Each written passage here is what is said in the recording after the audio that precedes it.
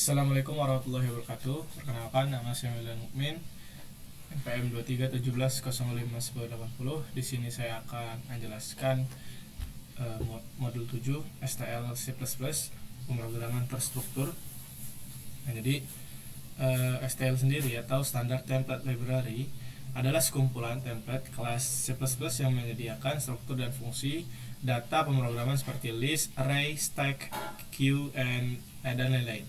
Nah, STL ini mempunyai komponen utama yaitu container classes, algorithms, dan iterator.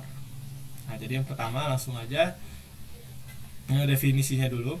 Jadi C++ STL itu adalah kumpulan algoritma, struktur data, komponen yang lain ya yang dapat digunakan untuk menyederhanakan pengembangan program C++. Nah, STL menyediakan berbagai kontainer seperti vektor, list, map, dan lain-lain, serta algoritma untuk mencari, mensortir, dan manipulasi data. Nah, salah satu keunggulan STL itu adalah menyediakan cara untuk menulis kode umum yang efisien yang dapat digunakan kembali atau reusability, dan bisa diterapkan di tipe data yang berbeda. Nah, sehingga kita hanya perlu menulis algoritma satu kali, lalu menggunakannya dengan berbagai jenis data tanpa harus menulis kode terpisah untuk setiap jenisnya. Jadi terdapat 3 komponen utama dalam STL, yaitu kontainer, iterator, dan algoritma seperti yang kita baca di atas tadi ya. Nah, yang pertama, kelas kontainer adalah objek yang menyimpan objek lain. Nah, mungkin merupakan tipe data fundamental atau tipe data yang ditentukan oleh pengguna. Nah, kontainer mengimplementasikan sebagai kelas template yang memungkinkan fleksibilitas besar dalam tipe yang didukung elemen. Kontainer juga dapat mengelola ruang penyimpanan untuk elemennya. Nah, ini juga menyediakan fungsi untuk mengakses baik secara langsung melalui iterator.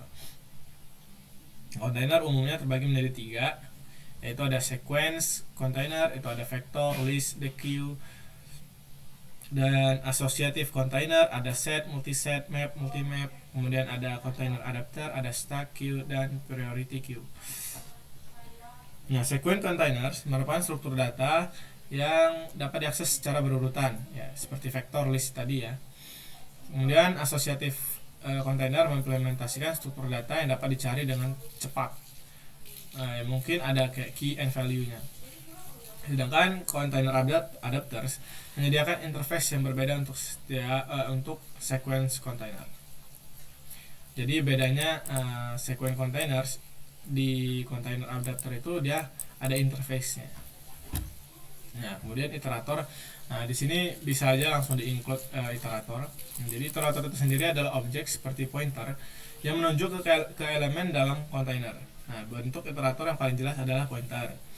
Pointer dapat menunjuk ke elemen dalam array dan dapat mengulanginya menggunakan operator increment atau difference atau yang kayak bintang itu. Tapi iterator tidak memiliki fungsi yang sama dengan pointer karena dilihat dari kebergantungan fungsionalitas iterator itu sendiri. Beberapa iterator bahkan tidak didukung oleh semua kontainer di STL karena kontainer yang berbeda mendukung iterator yang berbeda pula. Jadi ada juga cara kita mendeklarasikan iterator. Jadi ini class template name, nama class template name ya, terus data type, terus iterator, ini tanda namespace ya, iterator, terus nama dari iteratornya. Nah, implementasi nyatanya yaitu name vector ya, class template-nya namanya vector, terus tipe datanya itu integer, terus kasih namespace, iterator, dan iter adalah objek yang kita buat. Nah, iterator dapat dipakai ketika kita ingin memakai fungsi dalam library iterator yang umumnya digunakan pada looping ya, seperti for, while, do while. Nah, terus terdapat operasi yang dapat kita lakukan pada iterator. Tadi kita sebutkan seperti increment, decrement, kemudian ada equal dan not equal operator, difference operator yang pointer, atau assignment operator yang sama dengan. Jadi menyimpan berfungsi untuk menugaskan iterator. Kemudian ada algorithm. Nah, ini bisa aja langsung di include algorithm sama include numeric. Jadi algorithm header algorithm itu mendefinisikan kumpulan fungsi yang dirancang khusus untuk digunakan pada berbagai elemen. Algorithm tidak bergantung pada kelas kontainer, sehingga algoritma berlaku untuk objek kelas kontainer seperti array, string, dan tipe data lainnya. Algoritma bertindak atas kontainer dan menyediakan sarana untuk berbagai operasi dari isi kontainer. Semua algoritma, kecuali yang numerik, terkandung dalam file header algoritma. Sedangkan yang algoritma numerik yang berhubungan dengan manipulasi numerik terkandung dalam header numerik sendiri. Oleh karena itu, kita menyertakan file header sesuai yang kita butuhkan dalam program yang kita buat. Contohnya file fungsi header algorithm, ada fungsi min, max, sorting, sort atau swap. Ya, swap ini sendiri untuk menukar isi dari variabel, sort itu sendiri untuk mensorting ya. Biasanya ini ada di tipe data sequence ya, kayak list lagi. Namanya array gitu. Kemudian contoh fungsi numerik ini ada accumulate, partial sum, dan lain-lain. Kemudian template. Nah, sekarang bagian template. Template ini sederhananya seperti kita nggak perlu nulis kode yang sama berulang kali. Misalnya kalau kita mau buat area gitu ya, atau menghitung luas dari tipe data yang berbeda. Nah, contohnya di sini ada integer, dia sebagai integer. Namun ini bakal ribet kalau misalnya kita butuh tipe datanya yang double gitu. Nah, itulah kenapa kalau di sini konsepnya adalah fungsi overloading ya. Jadi fungsi dengan nama yang sama tapi tipe data yang beda. Jadi nanti dia menyesuaikan parameter yang dikirim. Kalau misalnya integer yang dikirim, dia pakai yang di atas. Kalau double yang dikirim, dia pakai yang bawah. Nah, ini namanya template overloading function. Nah, beda dengan template. Kalau template itu kita nggak perlu nulis dua fungsi kayak gini untuk tipe data yang berbeda. Ini sendiri integer dengan double. Nah, bagaimana kalau misalnya ada tipe data lain, misalnya float gitu. Ini atau long, short long atau yang lain sebagainya. Ini bakal banyak fungsi dengan nama area hanya untuk melakukan operasi yang sama, seperti return luas kali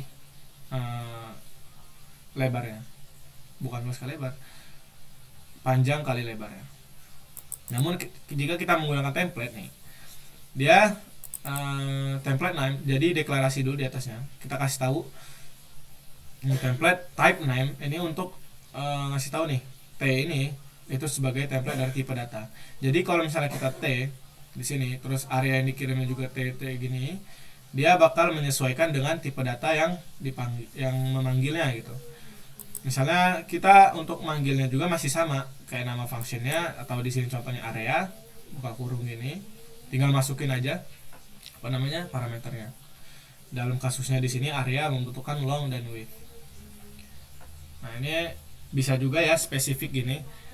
Kalau misalnya kita panggil kayak gini, bisa juga kita spesifik dengan data type gini. Nah, contohnya di sini juga template dari type name. Alhamdulillah. Nah, di sini dia ada dua tipe data. Yang pertama integer dan double. Nah, di sini lihat fungsi yang dipanggil itu sama. Jadi ketika kita manggil fungsi yang sama, tapi tipe data yang dikirim itu berbeda. Yang pertama X dan Y itu adalah integer, sedangkan yang A dan B itu tipe datanya double. Ini akan auto casting dan promotion ya. Jadi kalau misalnya kita buat programnya, kita cari tahu outputnya misalnya. Kita coba buat programnya. Di sini misalnya kita include, jangan lupa kasih ini ya, include IOStream seperti biasa. Oke, terus using namespace std. Nah, terus kita langsung aja seperti contohnya. Nah, di sini langsung template,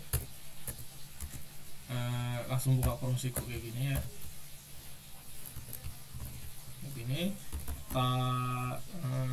type name. Nah, dari T. T ini yang bakal jadi template-nya kayak gitu. Begini, titik koma nggak? Oke, langsung aja type name. Oke, ini kenapa? Lama. Expected declaration.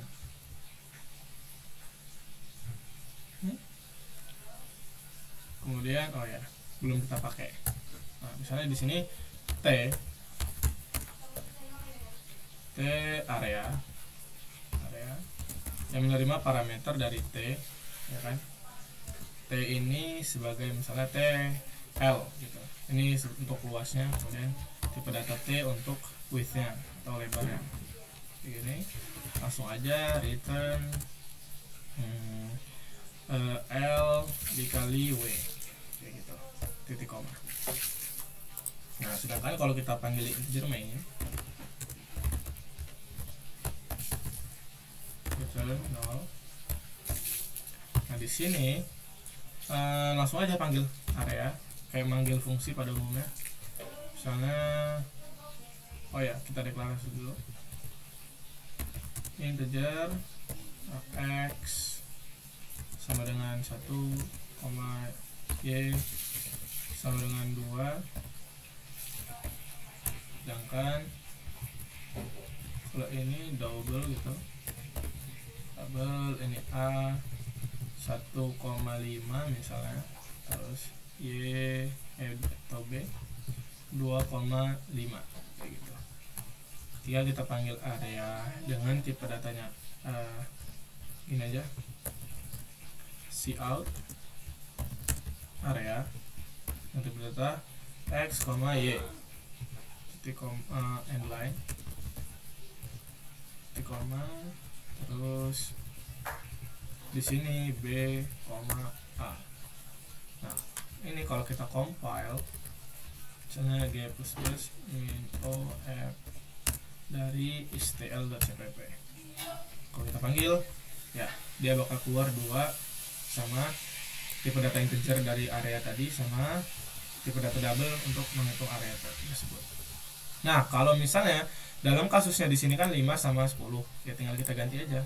Aduh, mana? Gini, 5 sama 10 ya. Di sini 5, kemudian ini 10. Kemudian yang double 1,5 sama 2,5. Ya benar. Ya. Langsung kita save, kita compile, dia bakal seperti ini dengan tipe nama function yang sama dan tipe data yang beda. Ini sangat bermanfaat ketika kita membuat fungsi yang sudah banyak tapi tipe datanya beda-beda semua. Nah, kemudian bukan cuma template doang ya, bukan cuma variabel doang yang bisa jadi template. Di sini juga kita bisa buat function template. Nah, misalnya ya kegunaannya sama aja, cuman kalau di sini untuk membuat template fungsi penulisannya sama dengan sebelumnya kan, namun type name diganti dengan class. Nah, ini dapat berbentuk fungsi atau prosedur. Ya, fungsi itu yang memiliki return, sedangkan prosedur itu hanya void. Contoh penggunaan template fungsi adalah untuk operasi sorting, swap, min max, print array dan lain-lain. Nah, contohnya di sini adalah bubble sort ya. Bubble sort ini untuk sorting. Kemudian di sini ada template class juga nih. T ini juga untuk bubble sort, ini dipanggil. Nah, class template di sini juga bisa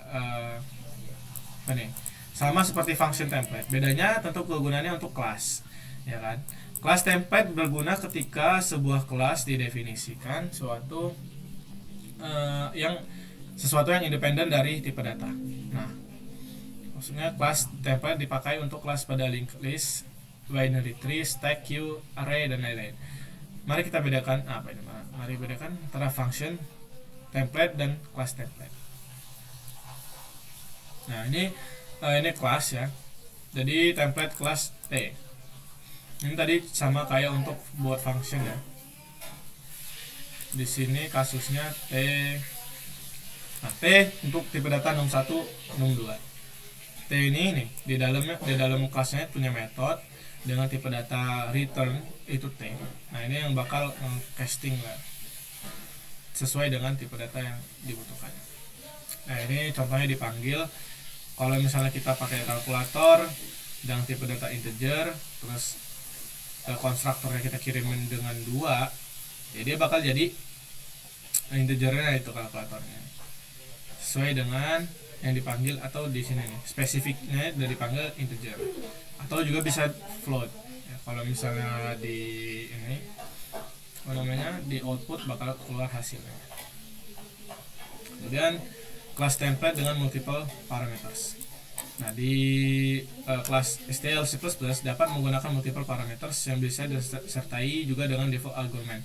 Nah seperti kita tahu pada pelajaran-pelajaran sebelumnya ya, jadi ada default argument. Nah, namun biasanya kalau kita di function itu kita misalnya punya function misalnya integer apa ya pangkat gitu ya, gini x ya kan, integer x. Nah ini kalau misalnya kan kita tinggal return nih, return x dikali x ya kan. Tapi kalau misalnya kita nggak bisa nggak dipanggil gitu, kita manggil tapi nggak kita kasih argumen pangkat gitu, misalnya 5, harusnya 25 kan. Kalau kita jalanin belum kita panggil tapi ya, siap dulu kayak gini.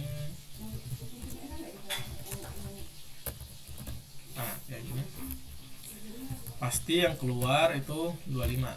Nah 25, tapi kalau misalnya nggak kita kasih parameter ya ini bakal error. Nah dia membutuhkan apa namanya parameternya. Nah inilah makanya ada default parameter, kita kasih dengan misalnya 1 aja. Kalau misalnya dia nggak dimasukin parameter dia bakal 1. Mana sih, compile dulu.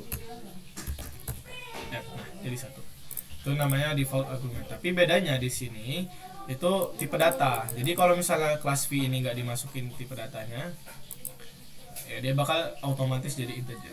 Sedangkan contohnya di sini nih ya kan, dia masukin char tapi kita udah punya default argumentnya itu integer. Nah dia tetap bakal ngambil integer.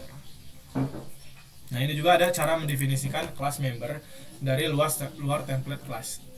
Misalnya di sini kita punya template class, ini namanya kita jadi pakai return type class name ya, class name ini nama kelasnya, terus prototype fungsinya kita harus deklarasi di dalam kelasnya, nggak bisa di luarnya. Namun ini kan harusnya defaultnya itu private ya, harusnya kita kasih dulu tulisnya di public di sini kayak gitu. Kayaknya kalau misalnya kita jalanin polosan kayak gini harusnya dia error ya, karena dia membutuhkan parameter public di sininya, baru dia bisa dideklarasi di luarnya. Nah cara deklarasi mendefinisikan, kalau ini kan prototype nih, deklarasi dulu istilahnya. Kalau untuk mendefinisikan fungsinya itu harus dari luar, nggak ada luar, dalam bisa juga, cuman untuk prototype harus di dalam kelas itu sendiri, baru kita bisa definisikan di luar. Nah ini tipe datanya, pertama tipe datanya dulu kan, tipe datanya, terus class name, terus tipe datanya juga return type, terus kita kasih namespace dari nama si functionnya. Class name ini untuk nama kelasnya, terus ini tipe datanya, namespace ke function name atau prototype-nya. Nah mungkin itu saja dari penjelasan dari saya. Terima kasih, saya akhiri. Wassalamualaikum warahmatullahi wabarakatuh.